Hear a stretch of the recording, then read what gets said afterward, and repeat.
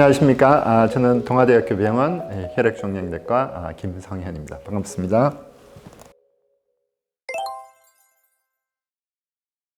예, 충분히 가능합니다. 그 이유는 우리는 뭐 전혀 느끼지를 못하고 있습니다만은 우리의 이제 골수 세포 안에서는 끊임없이 세포 분열이 일어나고 끊임없이 일을 하고 있습니다. 그 중에 백혈구의 수명은 대개 말초 혈액에서 12시간에서 24시간 밖에는 생존할 수가 없습니다.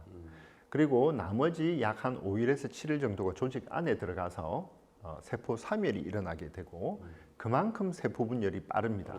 제일 황당한 일 중에 하나는 어제 건강검진을 했는데 또는 며칠 전에 했는데 정상이었는데 분명 열이 나서 고열이 나서 개인 병원을 갔더니 큰 병원을 가라고 해서 급성 백혈병으로 진단을 받는 경우입니다. 앞서 말씀드린 대로 백혈구의 세포 분열 또는 수명이 우리는 느끼지 못하지만 끊임없이 만들어내고 있기 때문에 거기서 뭔가 암세포가 발생했을 때는 얼마든지 급성 1년이 아니라 단 며칠 만에도 급성 백혈병이 발생할 수 있습니다.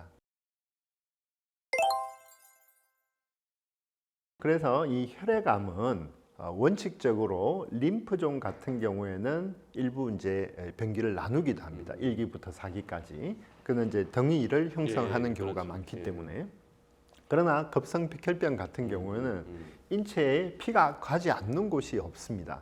그래서 이미 진단 당시에 이 백혈병 세포들이 다 퍼져 있기 때문에 고형 종양과는 개념이 다른 병기를 사용합니다. 주로 병기라기보다는 예우인자를 통해서 이 환자의 예우가 어떨 것이라는 것을 주로 이제 여러 가지 세포 유전학적인 방법을 통해서 나누고 있습니다. 그래서 일반적인 고형암에서 적용되는 병기를 적용할 수가 없고 림프종도 일반 고형 종양에서 하는 이 병기보다는 조금 다른 병기를 사용을 하고 있습니다. 네, 대개 이제 혈액암 같은 경우에는 빈도상으로 봐서는 림프종이 가장 많습니다. 혈액암 중에서는. 그 다음이 다발골수종, 그 다음에 급성백혈병 뭐 등등 이렇게 이제 되게 됩니다.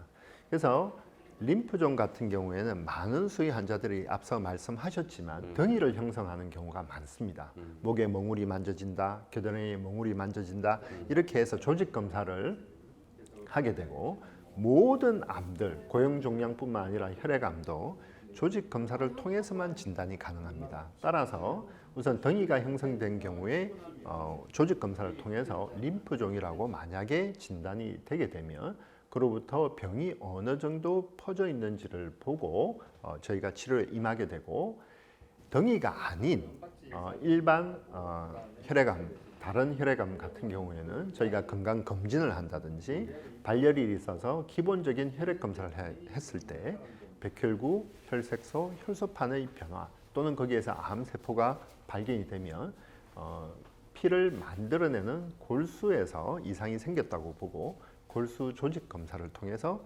진단을 하게 됩니다. 따라서 림프종은 주로 이제 그 덩이를 직접 조직 검사를 하게 되고 나중에 병기의 결정을 위해서 골수 검사를 하는 반면에 다른 혈액암들은 주로 골수 검사를 먼저 시행을 해서 저희가 진단을 하게 됩니다.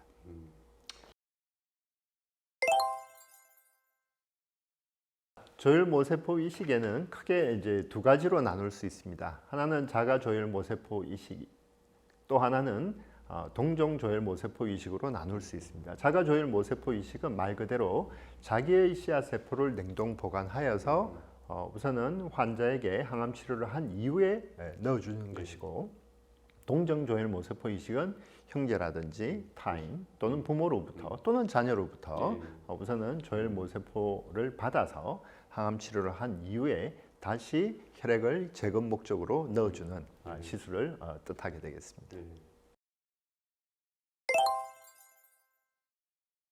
예, 그래서 이제 각 질환마다 어떤 질환은 자가 조혈모세포 이식이 훨씬 더 뭐 성적이 좋다든지 또는 자가조혈 모세포 이식이 성적이 좋은 것보다는 합병증이 들어가기 때문에 나중에 궁극적으로 여러 가지 이완율 또는 사망률을 비교했을 때 자가조혈 모세포 이식을 하게 되고, 근본적으로는 동종조혈 모세포 이식을 하는 것이 치료 방법입니다.